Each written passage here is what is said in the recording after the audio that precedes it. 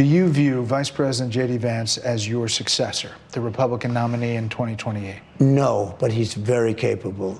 Okay, there's a lot going on right now. You have a member of Congress being accused of marrying her brother once again. You have Donald Trump not fully endorsing J.D. Vance. He doesn't feel ready. You also have Elon Musk and his DOGE team under fire, not only from members of government, but also from the court system. We are going to go over all of these most recent meltdowns. Before we start, please, please, please like the video. It helps out so much, and others get to see the meltdowns as well.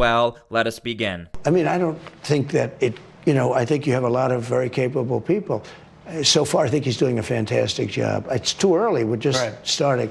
But by the time you get to the midterms, he's going to be looking for an endorsement. Yeah, a lot of people have said that this has been the greatest opening, almost 3 weeks, in the history of the presidency. It's definitely been the fastest and the most stuff happened. This is going to shock you, but I play these clips to show you what direction the media wants to go in. The media did not use this story to try and divide J.D. Vance and Donald Trump. Instead, almost all of the focus seems to be on Elon Musk. If they can divide Elon Musk and Donald Trump, it seems like in their mind, they can destroy the Trump administration.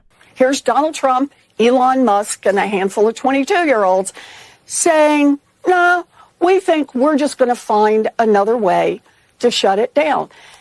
It's not only not legal and not popular, really, it's a case of saying they want to fire the financial cops, but they'd like for nobody really to notice that, and particularly Elon Musk would like nobody to notice. You guys are going to laugh because on the same day Elizabeth Warren did this interview, CNN put out a statistic gathering all of the polls across the media and proves that a majority of Americans actually really like Donald Trump. Also, I just want to point out, Elizabeth Warren has been on this media tour lately. We are seeing a lot of her throughout the left-leaning media right now. Where we're at now and how rare it is that this number so changes. I want you to take a look at this plus sign, right? Compare that to the negative sign. Being on the plus side of the ledger, right? In positive net approval territory. A positive net approval rating for Donald Trump.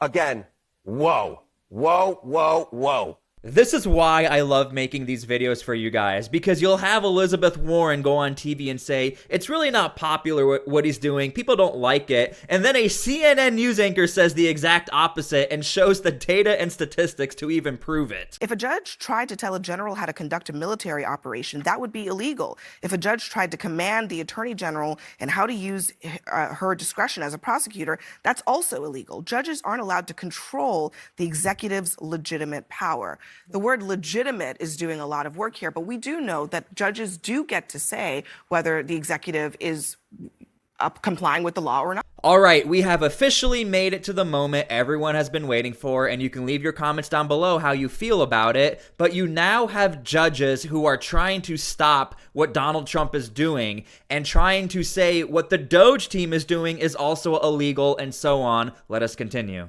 That's been the case for decades, hundreds of years. Well, I think there's a difference between saying whether you're complying with the law and then you have these individual district court judges setting effectively broad federal policy that is specifically reserved for the president of the United States. I think we do have a constitutional crisis, and it's being caused by these judges. They're not here to tell us. They're not here to tell us how to spend the money. They're not here to set broad federal policy. That is the president's job as elected by the people. These judges are supposed to be settling discrete, specific matters, not policy setting. I think Vance is right. I think Trump has a point.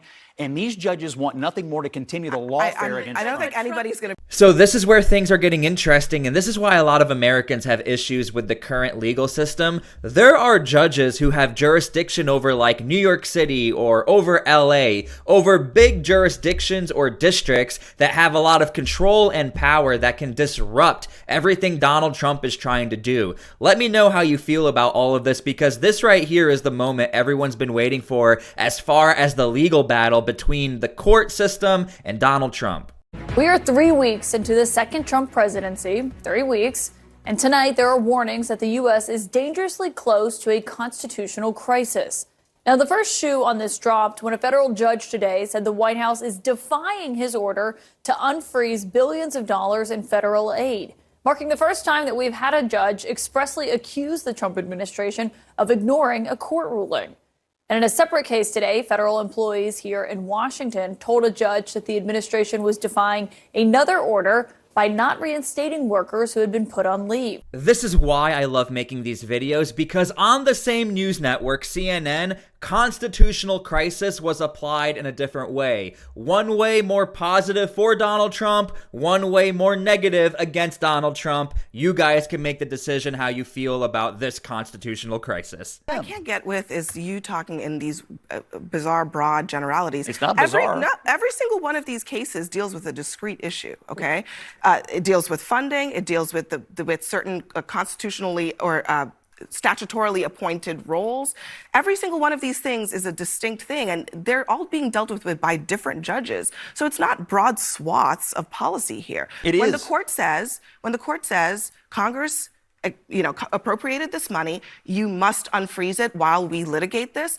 Why can't Trump comply with that? So you're saying that a judge should decide how and when money is spent a judge is saying, for years, and not the president of the United Scott, States? Let me explain You're a governor, a little bit you know. more. Let me explain it a little bit more slowly. A judge is saying, You don't have to talk to me like that. Congress. I have a position on this, and you have an opinion. We can disagree. Yeah, but I'm saying. Sorry for the longer clip, but I wanted to give you guys the full context so you can form your own educated opinion. First things first, at the very end of the clip, you had that condescending tone. I really try not to make left-leaning media look the way they do by insulting or gaslighting, but this is a very common theme, and it's very unfortunate. A lot of us even deal with it in our own lives. Second off, this seems to be the main argument in opposition against Donald Trump. It is the localized judges or the district judges that are saying, look, we are trying to follow the laws that government gave us and we want to uphold them. So let me know how you guys feel about all of this. Obviously, Donald Trump doesn't like it, JD Vance doesn't like it, or Elon Musk. Let me know if you like it. But let me just understand where you stand.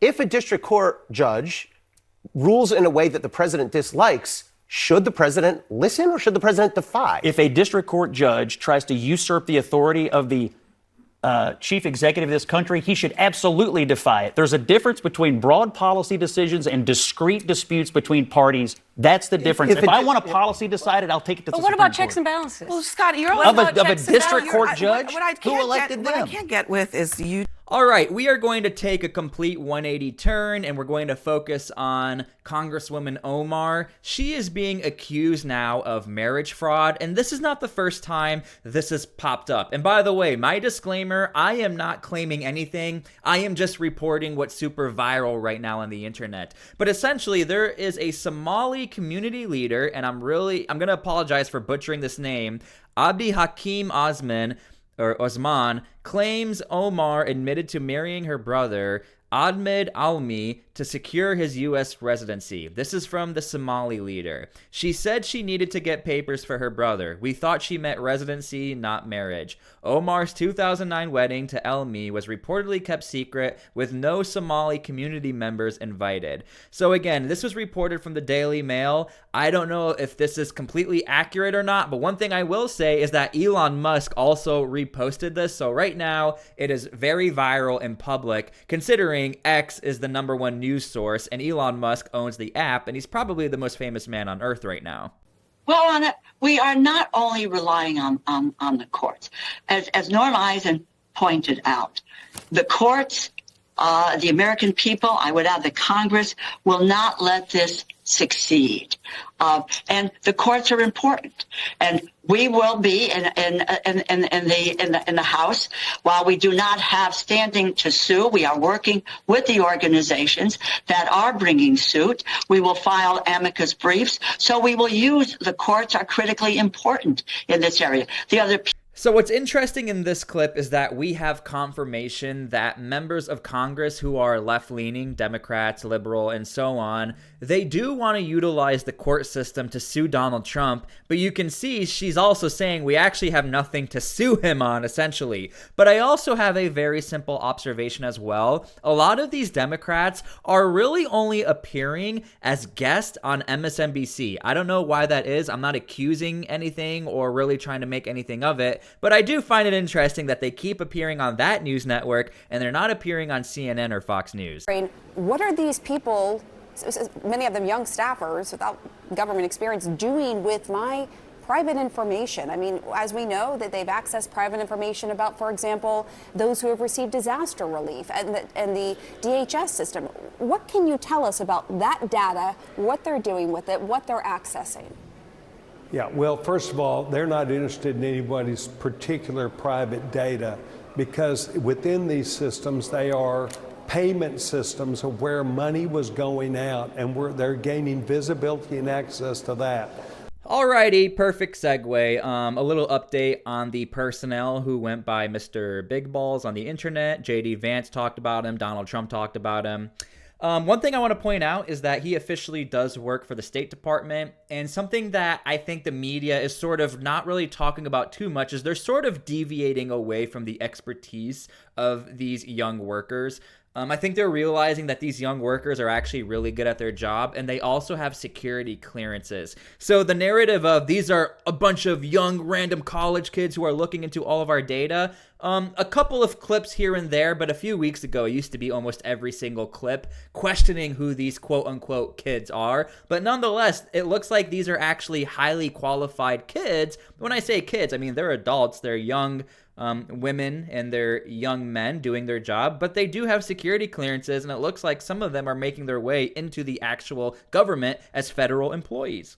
All Republicans in the Senate voted tonight to advance the nomination of Tulsi Gabbard to be Director of National Intelligence. It's like saying that I could be a defensive lineman on the Philadelphia Eagles. Sure. A very common theme I am noticing in the left-leaning media, and we also saw it with Pete Hegseth, is how comfortable these news anchors are as far as squashing veterans or active duty military members and their expertise or their experiences. I'm going to leave it at that, but I am not surprised that Rachel Maddow is doing this and saying what she's saying. Nope, there was no answer. And I think Elon Musk, which again, nobody voted for Elon Musk. He bought the election, but fundamentally he had put out on Twitter that, you know, people are going to have to suffer in order for us to make America great again. Meaning they have no intention of lowering prices, at least not in the short term. Nothing they have done has addressed prices for consumers or the economy. It's all about retribution. Now, believe it or not, statistically speaking, it is true that Republicans and conservatives don't actually like the direction that Donald Trump is going in as far as the consumer. And when I say don't like, it is a lower statistic compared to everything else. However, you will notice that in the left-leaning media and members of Congress, they're not bringing up egg prices anymore. This is because if you go and do your research, and by the way, they told us to go do our research, you will notice that prices of eggs were very high under Joe Biden as well. So that is why it's so funny to make these videos. You will see like 3 videos ago, we noticed all of these egg prices are high. Now all of a sudden, we're not seeing it anymore. It is not me fabricating the video to make some sort of narrative. It is because members of Congress and left-leaning media are noticing we need to stop talking about it because it actually makes us look bad. Tell us about this upcoming look at the spending at the Defense Department. Should we expect hundreds of billions of dollars in wasteful spending there? Unfortunately, I think so. And the president is right. He's setting the pace. And he is also correct that American taxpayers deserve to know exactly how and where their money is spent. The fact that I have to commit, Maria, to an audit being done in 4 years is bad enough.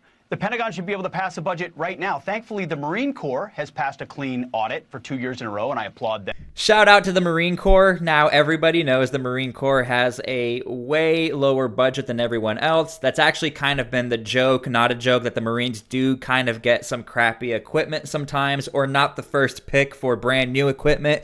Nonetheless, what I do want to point out is, isn't it kind of odd that the Secretary of Defense is super open and transparent about failing these audits, and he wants to make sure we don't have failed audits anymore? I find it rather interesting now that all of a sudden we have have leadership who is open to the transparency. And I think that's a good thing. I don't know why people would be so upset about it, but we have sort of created an environment where, hey, if Pete Hegseth likes it, I have to dislike it. We are witnessing is a constitutional crisis. We are seeing an executive branch that has decided that they are no longer going to abide by the Constitution in honoring Congress's role in the creation of the agencies, in their role in deciding where money is allocated. Constitutional crisis. Be prepared to keep hearing those buzzwords as far as a negative connotation towards Donald Trump and his administration. Thank you guys so much for watching this video. I hope you guys really appreciate it. We have a lot of work to do. There are clips coming in 24/7, and it's my job to make sure you guys see all of the most recent meltdowns and get educated on what's happening in our current political space.